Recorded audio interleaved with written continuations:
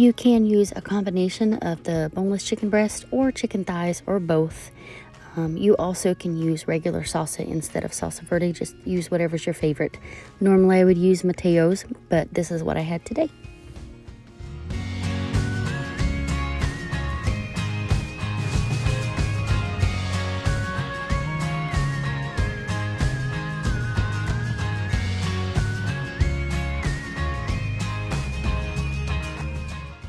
I probably should have used 2 or 3 packets of the Sazon, but this was still pretty good.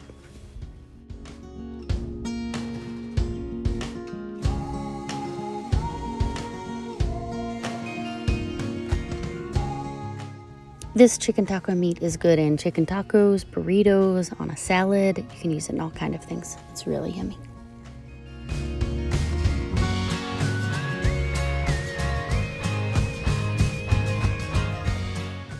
Am I the only one, when you think of making quesadillas, you think of Napoleon Dynamite? Quesadilla. Hopefully I'm not. I don't want to be the only weird one.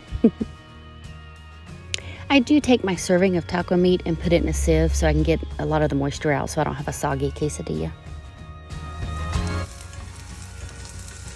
Next time I will spray my pan with a little bit of oil. I just thought since it was cheese it would have enough oil in it, but it didn't.